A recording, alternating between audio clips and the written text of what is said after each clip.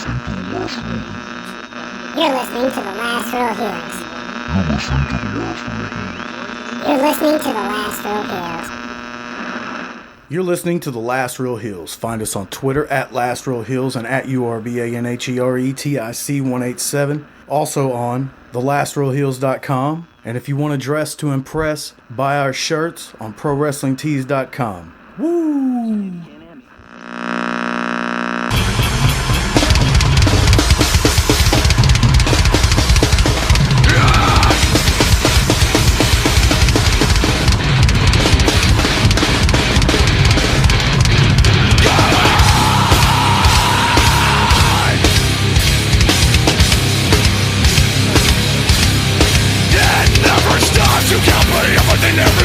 Got changed and I'm certain of the side of Satan. What do you want from me? They never told me the fellow I meant to be. Yeah, overdo it, don't tell me you feel it. Stop your bitching and fight your way through it. I'm not like you, I just fuck up. Come on motherfucker, everybody has to die. Come on motherfucker, everybody has to die.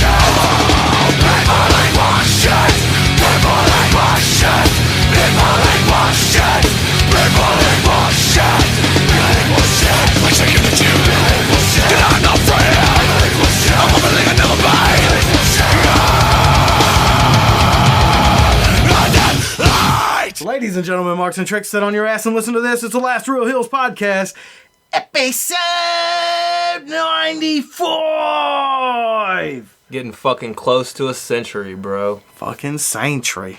I don't know what the fuck we're gonna do for the 100th episode. We got 96 with Killshot, but 95 right now. We got Hernandez. He's about to call in any moment. That son of a bitch. It's a J-Man right here.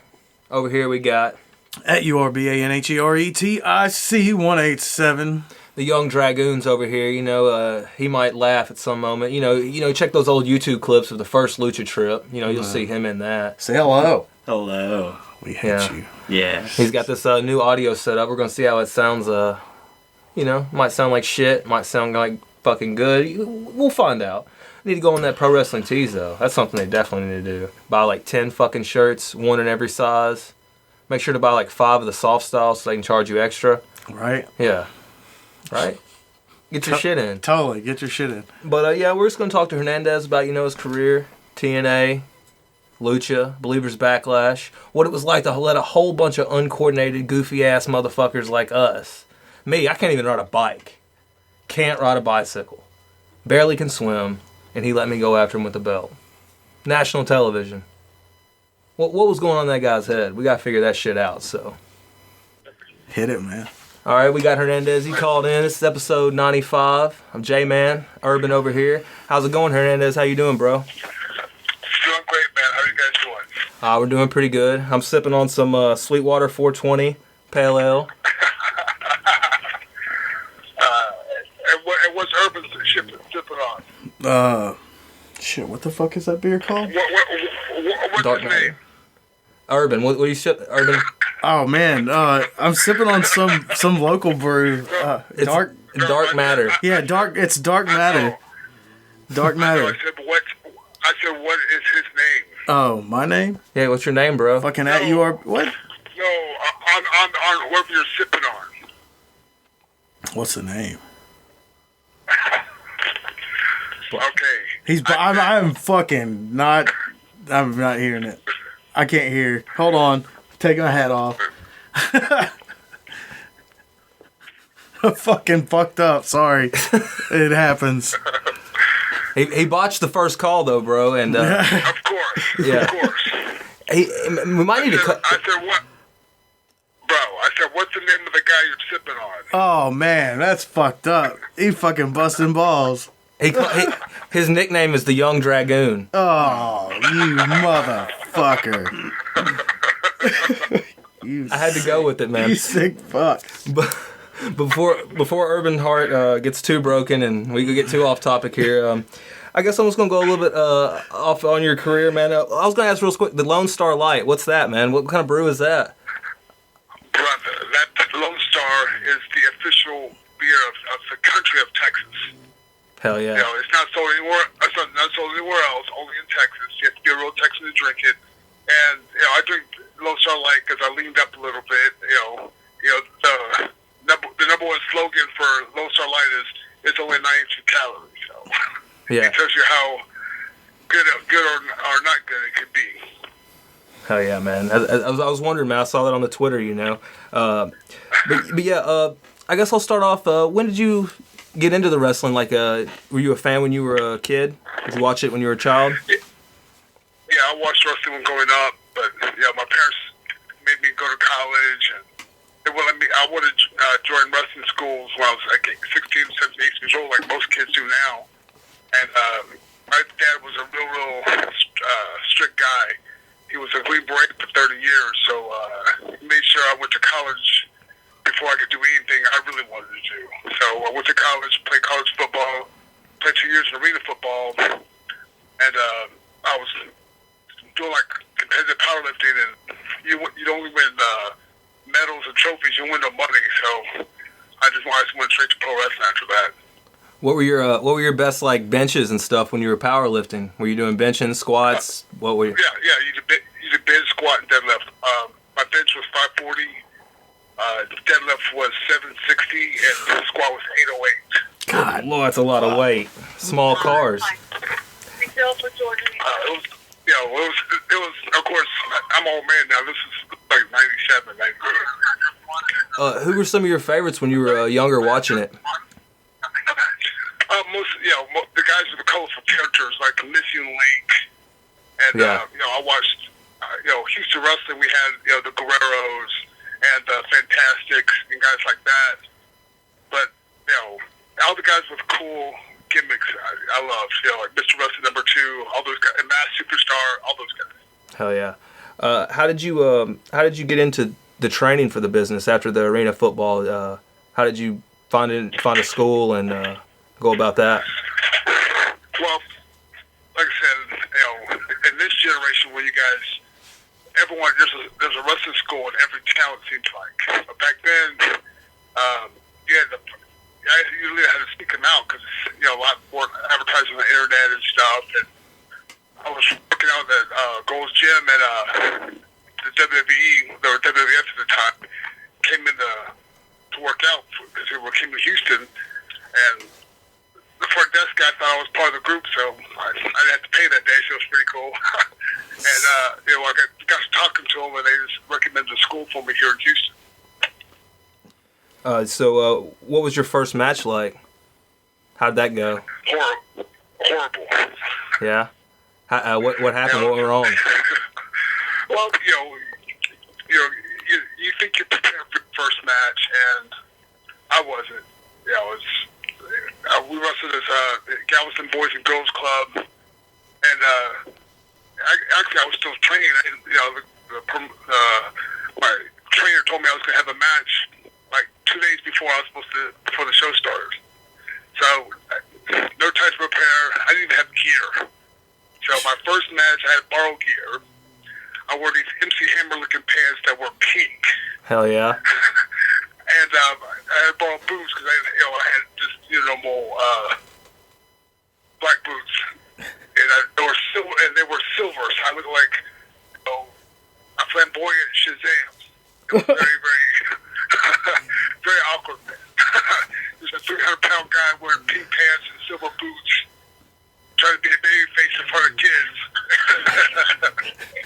And it's Boys and Girls Club, so it's a lot of minority kids, so I was just getting clowned left and right, man.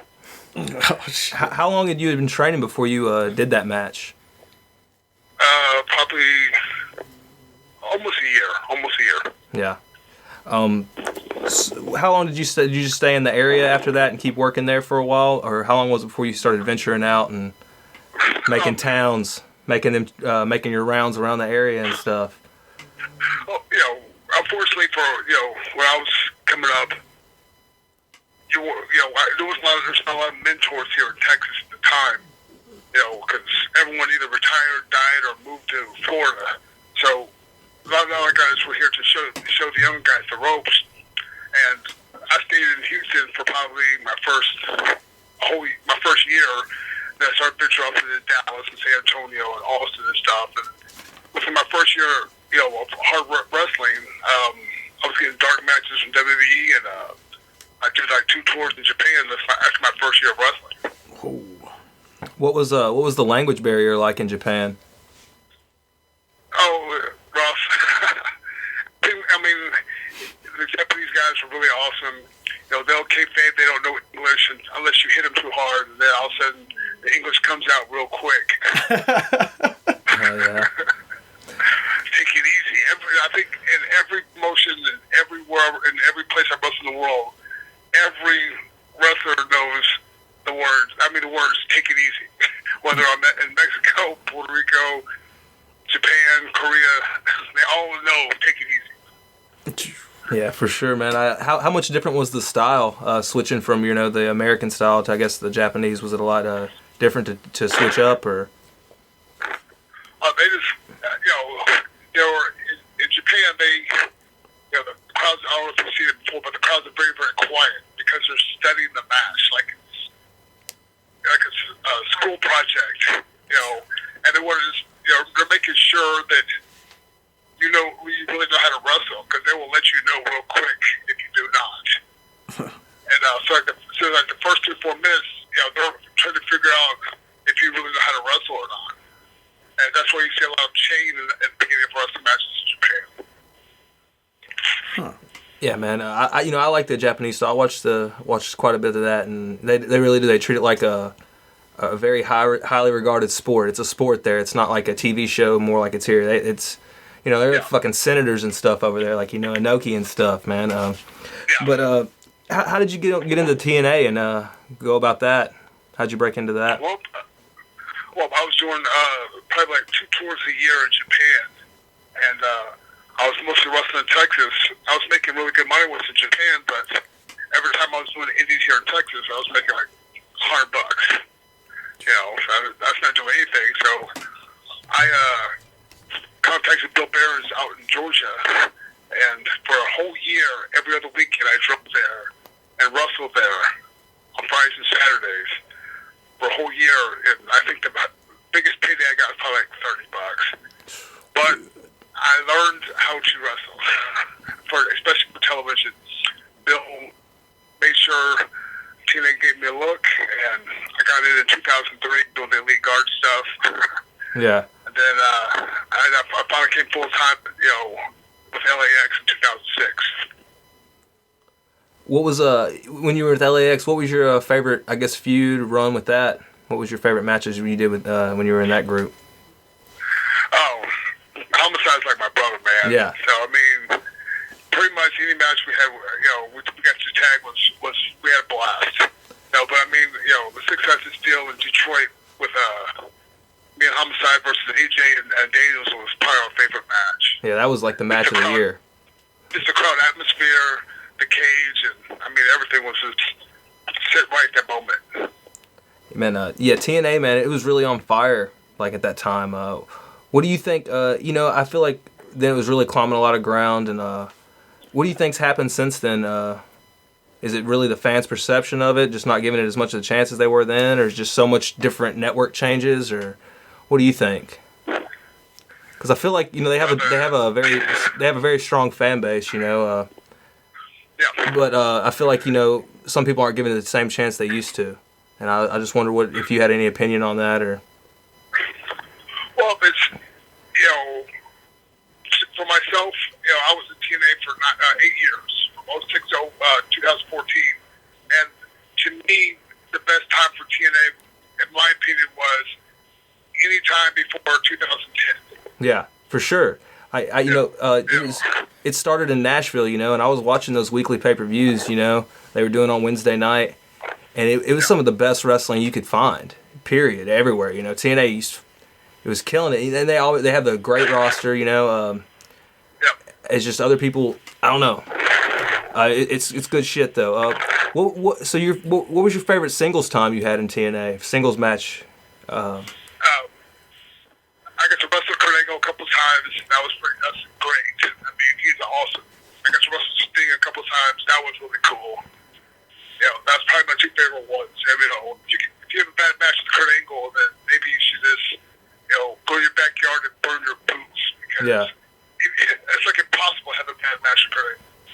Did you do any kind of like how much butterflies, I guess, or whatever were you experiencing when you were stepping in with those guys? Because those are such big legends, man. Sting and Kurt Angle. Yeah. First time I wrestled Sting, it was like ridiculous because he's 100% showman and he can wrestle. But I mean, he's doing this Stinger yell, and the crowd's all into it, and I go, holy fuck, this is not going to go well for me. But it ended up being a really good match, and because we tried to do a baby versus baby match, and who's going to cheer for me over Sting? Come on, bro. So, I mean, that just shows you how some of the mentality of the TNA at the time was. You have a legend who's always been a baby face, and then you're going to make me try to be a baby face and have a baby match with Sting. Come on, bro. Yeah, I mean, he's an icon. He's one of those guys that doesn't get booed, really. He's like the Undertaker, and his character's bigger than pretty much anything. Yes, exactly. So what do you after the TNA you got to Lucha? You went to Lucha for a while. What was that like? How'd you get into that? The day after my contract expired, it was really weird. The head writer, Christy Joseph, called me and asked me if I was interested in Lucha Underground. This was like in May of 2014, and things back and forth for contracts and stuff like that, and finally, I think signed like in July of 2014. But I was like the last guy to debut for season 1 because I was supposed to be another character, and they rewrote a lot of stuff. So the character I was going to be was going to debut later in the season. So DJ wanted me to be myself and be a heel, and I jumped on it, man. I love being a heel. Yeah. What was you do. Yeah. There's nothing you love more than busting balls on Twitter. That's for sure. How much different mindset do you get in doing the heel and the face? How much more do you? I know you say you enjoy it. So what do you think about being a face? You just don't really enjoy it as much. Can't get into it. Not as fun, or. Well, the face is fun, but I mean, when I first came to Lucha Underground, I was a baby face. I was doing all the dark matches because, like I said, I was supposed to be another character, and I was doing all the dark matches before the TV tapings, and I was big baby face there. I don't know if you guys went to those matches, but I was a big baby face for the dark matches, and then they did when I finally went to TV on the TV tapings. They had me be baby face a couple times that turn, but. Yeah. Heel was so much fun for me because, I mean, you just get lost in the moment. He's like, the natural personality comes out, just amped up about 100 times more, and you just feed off the energy from the crowd. That's what makes me more happier to see these guys get emotionally invested in me hurting their hero. And then when they come back for the babyface, to see these guys just lose it, it's fucking awesome, man. Yeah, and you get to do the strut, and then when you're heel, you get the strut. That fucking strut. The strut's epic, man. Dude, that strut was awesome, man. Hell yeah, dude. I was they had like I think 30-some episodes for season 1, and I was on like maybe 13 or 14 of them. I don't care what anyone says. The last 5 or 6 appearances, doing the Drago stuff. Bro, no one can out-heel me on that show, bro. It was, I just had the crowd right where I wanted it. Drago was a perfect babyface for me. Yeah, man. I mean, that was that was a memorable fucking match, man. And I know that we were in the Believers Backlash. We were going to talk about that in a second. But yeah, man, that was some of the best heel work you could do, man. The crowd was so much heat. They're pissed as, Man, it was, bro. I remember when I first turned heel there. I mean, I was, it's a Mexican audience. I'm expecting them to realize it's a show. When I first turned heel, the first couple of tapings, I was legit scared to go to my car. Hell yeah, man! I can believe that. Those guys, because all those fans are waiting for you. Screw you, man, fuck you, and all that. It was bad. It was bad for that first turned heel. Yeah, the audience, man, in the temple, it's real there, man. They get crazy. It's so much energy in there. I love that shit. Like when he turned heel, like when you turned heel, man, I was all for it. And then when DeJoseph told us like he asked us to do the Believers Backlash, and I had to do a 180 and act like I hated you. It was fucking ridiculous. Yeah. What did you think of the concept, the more cinematic feel the Lucha Underground had when you first heard about it? What did you think of that? It hasn't been done before, and I think that's what makes the show so quickly acclaimed. Yeah. It doesn't just. It's not just for the smart mark fan. It's for the casual fan. So if a casual fan who may or may not like wrestling, or maybe liked wrestling 20 years ago or 10 years ago, flips the channel and goes to the channel, he's going to be invested, so he's going to watch at least the next segment just because of the graphics and the production value of it. Yeah, man, it really does. It draws people in because they think they're watching a TV show. It's a TV show about wrestling, and that's an awesome part of it. The Ultima Lucha, though, the Believers Backlash, we'll get to that right now. What was that? What is it like to go into a match where you're letting a bunch of crazy, uncoordinated motherfuckers that I can't even ride a bike. I can't ride a bike. And we have belts, and we're around. What is it? What kind of mindset are you in? What are you thinking about before walking out there?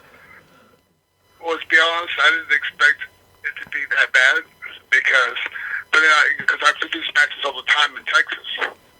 But but I simply forgot that I'm always the baby face. So I never get hit. I'm the matches here in Texas. So when I realized the first time I went out of the ring, I realized, holy crap, these kids ain't messing around. I admit you guys got me pretty good, man, because I expect y'all to be soft. I did. I mean, behind themselves.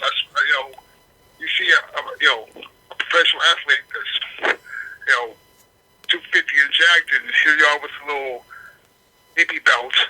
I thought they were just going to just be very limp with it, and they proved me wrong real quick with the first 15 seconds. Urban, man, he went up the steps after you that one time, and they cut that from the show. He went up the steps after you. Do you remember that? Oh my God!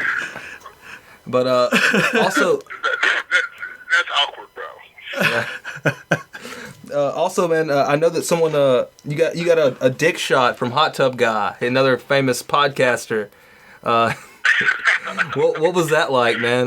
Going through that? That was just downright cruel. I mean, come on. I turn around, getting hit by these guys. I turn around, and there's Hot Tub Guy. I could take this hit. It's nothing. So he was swinging the belt like he was going to hit me in the face. I said, cool, whatever. And at the last second, he dug down and hit me right in the dick, bro.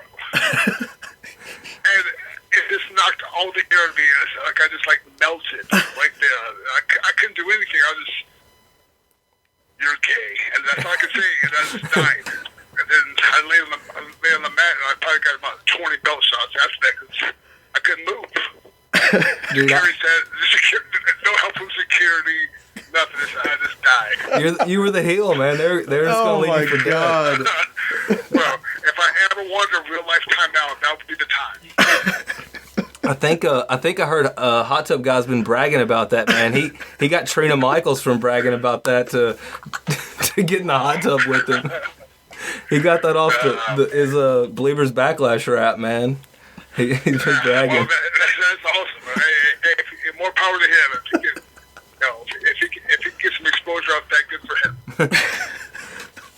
him. But after the Ultima Lucha, you the next TNA run, man. What was that like getting back there? It was like night and day, man. Yeah. It was. I don't understand. I mean, I was in TNA 06, 07. Like 06, they started breaking even. 07, 08, 09, they started making a profit. So the things started looking really, really good for TNA. And then they started overthinking things and bringing in Hogan and Bischoff and a lot of high-priced WWE guys. And now it's like, when I went back this summer, it's like they're just reaching, hoping for a magic straw to make them, where people actually cares about TNA. In my opinion, once they lost Spike, it was downhill. I mean, that was the last chance romance as far as the casual fan, as far as getting the word out for any positivity. Now only the diehard TNA fans probably even know what channel they have. Yeah, I think it's on Pop TV now. Yeah. What the hell is Pop TV? I don't know. Exactly. It used to be the TV Guide network, I think. What? Oh my God. Are you serious? I think it did. I'm not 100% sure on that, but I think it did. Oh my God. But I mean, it's a sad thing because they have a great roster, and I mean, the problem is now they can't get no one to watch the product, and they're probably having the best wrestling match they've had in 5 years there. Really? I mean, the roster's really, really good. But I mean, if you're a fan or even a casual fan, the last 6 years you've been really hitting the dick on the creative side. Yeah. So I mean, all of those weird people in England still likes the storylines and stuff from TNA, and I mean, like when I went back, the wrestling was really, really, really good. I was really pleasantly surprised because I mean it was like 2008 and 9 again. Yeah, man. The roster has always been strong, and I don't know myself. I feel like that it's just they've tried so many things that I don't know. It's lost kind of their identity, and a lot of the homegrown talent. Their homegrown talent. They had some of the best dudes, Like it was back in the mid 2000s. That was I stand by. That's some of the golden era of TNA, and it's some of the best wrestling you can find. What are you doing now? Like after the TNA, are you doing some independent stuff? What else are you doing? Like what indie shows are you doing? And I don't wrestle that much. I probably wrestled since July, probably maybe 8 or 9 times. yeah. I'm trying. I did 2 indie movies here in Texas. Pizza Joint movie and Steel America. I'm getting a lot of typecast as, the thug or prison inmate, but it works out pretty cool because there's not a lot of Hispanics my size that, want to act. So I just did a featured guest role on NCIS New Orleans 2 weeks ago. So, I think I have more longevity in acting than I do in wrestling because I don't want to be like 60 years old and still trying to wear trunks and stuff. That'd be kind of awkward. Yeah, for sure, man. We're in Tennessee. There's a lot of guys that are making their 15th retirement tour around here. Doing the raffles and shit like that. Buy like 10 raffle tickets and win a John Cena shirt. Yeah, that's just awkward, man. I mean, you have no backup plan and you're just stuck. But getting back on the TNA thing, we said where TNA lost its identity. You hit the nail right in the head because look at Samoa Joe, how great he's doing in NXT. James Storm and AJ Styles in New Japan. And I mean myself, even Lucha Underground, TNA never gave me a full chance to be a singles guy. And with the Lucha Underground creative. Yeah, you killed it, man. It was awesome. I mean, those guys put me in the right position for just to not fail, and it was really, really cool. One time I wrestled, I was a bad heel. I think maybe my first turn heel at Lucha Underground, Vince Russo was in the crowd, and Vince Russo was the head of creative for TNA for a long time. And of course, the crowd reaction I was getting was really cool, and it's all because of DJ and Chris Rhodes and that all put me in the right position, but still, it was still me performing. And he gave me, say, Russo, how you doing? All those times that he said he couldn't, he didn't know how to push a Hispanic heavyweight, and here's, DJ and Roach and Matt doing it with ease. It's pretty cool to see his face after the show.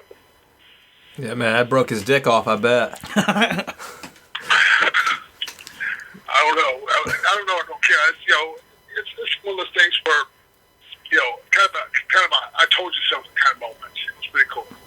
Yeah, man, that's something Lucha does. They take a lot of people that deserve, guys that can do their shit, and they deserve the spotlight, and they give it to them.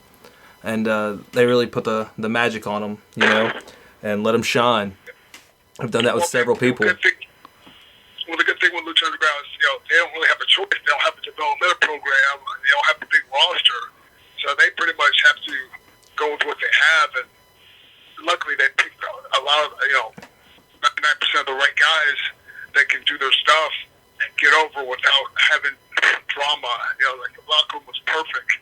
Yeah. There was no, it was a very easy locker room, no cliques and stuff like that. No one backstabbing each other. It was very tranquil locker room, man. Very, very different than what you see in other promotions. That's awesome, man. So do you have any other goals for wrestling? Anything else you want to accomplish? Any other matches you want to cross off your list that you hadn't got to do? No, I'm good. Yeah. So you feel comfortable with your legacy right now? You feel good if you walked away, or? Well, I pretty much am right now. Yeah. I have Lucha Underground, and just for my personal self, just to show that people that I can, the people who never thought I could be a singles guy and carry my own self without having to be in a group and stuff like that, because TNA had me in 20 different tag groups. Yeah. Just for the fact that, I could just show that I can be a single guy and produce and be at a high level. That's enough for me. I'm not a greedy guy. Hell yeah, man. That's awesome, man. Anytime you can walk away happy with something, that's awesome, There's nothing better than that. And I guess I'm gonna ask what's your favorite 3 matches you've ever watched? Ever. Any promotion, any time. I like mostly Lucha matches. Yeah. I love watching the original La Parca, LA Park work. I think a genius. He's a big guy, and he can brawl, he can high fly, he can chain wrestle, he can do it all. I mean, he's probably 280, 290 now, and he's probably 6'3", and he can do Canadian Destroyer. So just to see that, I love watching him work. I like, Urban Secret Love, Pimpinella. Hell yeah. I love watching him work. He's got him on speed dial. What? No, he don't have on TL. He has it in his backyard right now. They're Snapchat friends. Oh my They're god. Snapchat. True story. Pippinella's a great guy. When I first started breaking in Mexico, he was my tag partner for the longest time. Hell yeah. I wrestled in Damascus as Mr. Texas. It was always me and Pimpinella versus the Headhunters, 2 400-pound twins from FMW days in the 90s. Yeah, man, they were crazy, dude. Their backflips and shit. Did you ever take one of those from them? Or? Unfortunately, too many. Yeah.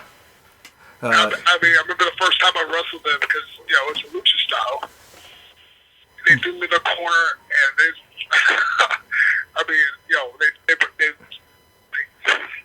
full speed, they threw me in the corner, and just yelled out, because the crowd, we're in Mexico, so he had, all Japan 92, bitch. It's hard to, and he just clothesline was hard to get in the corner. I couldn't breathe, and then I'll come, as soon as I get back up, here's his brother with a big ass splash. They throw me on the ground, I roll out the ring. As I'm laying on the ground, they run off the apron and give me a splash off the apron to the ground. Oh. To my whole sciatic nerve came, I go, it's done. And they go, all right, make your comeback. I go, Look, I can't even walk. How am I gonna make a comeback? Shit. Damn, was that the most? Would that be the most painful thing you've ever experienced in the wrestling business, or is there something worse than that? Well, I broke my neck in 2009. That kind of hurt. Yeah. Maybe just a little bit. Yeah. No, I was wrestling. The first time I wrestled Sting, I was at that meeting with a few guys. They jumped the ring, and Scott Steiner just came back from knee surgery, and he rushed me into the corner. I thought he was going to beat me up in the corner, and this guy just tries to belly belt me over his head. And I don't know if you watched TNA in 2009. I was 305 pounds, easy. And when I say 305, I was probably like 320. I just want to lie. I don't want to see him that fat. But I was easily over 300 pounds, and I landed straight on my head. And that flash you get when you get a concussion stuff, everything happened.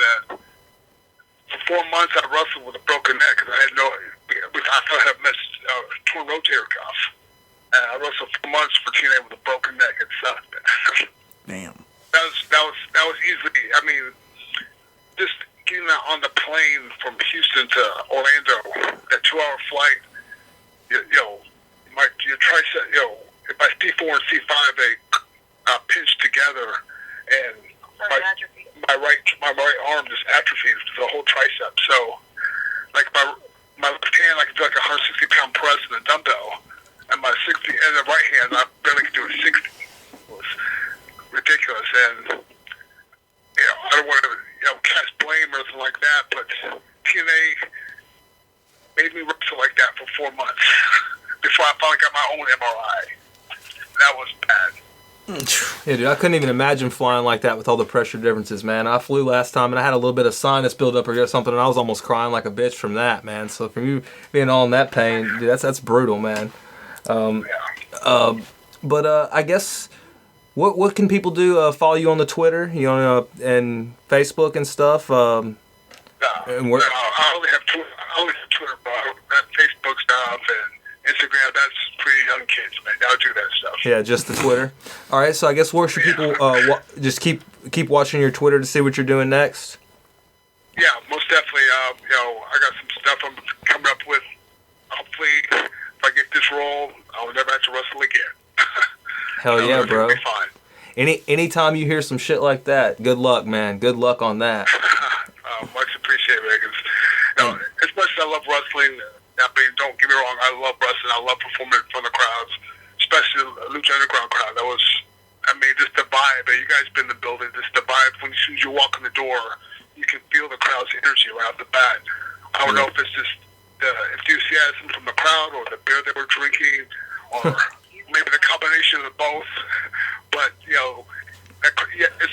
that crowd makes you feel like there's 10,000 people in the building. Yeah. Well, we can't do anything for any kind of spoilers, but man, we almost got in trouble for a flask, so it might have something to do with the alcohol. The last taping we went to, we had some flask issues. They were like, "You're in camera's view, drinking a flask. What the fuck's wrong with you guys?" Well, it's not like you don't stick out being white in the Hispanic crowds. It's not like you're not sticking out like a sore thumb there. Yeah. Well. It's true. They were like, you should do this a lot smarter. We know you guys. You know what the hell you should be doing. Do better. They just told me to do better. That was it. Hey, that's a good warning. That's the company really cares. Yeah. But instead of just escorting out the building and banning you from the show, just try to do better. That's awesome. But yeah, man, I want to thank you for the interview, bro, and we should do it again sometime. Maybe when you're getting on to some other things, you got some solid stuff going on. We'll talk about that sometime. Most definitely, guys. You guys have a great weekend. Take my family to Urban's neck of the woods up there in Tennessee so they can see some snow and stuff. Yeah. So have a nice, easy Christmas coming up. All right, man. You too, bro. All right, buddy. Have a good evening. All right, thank you.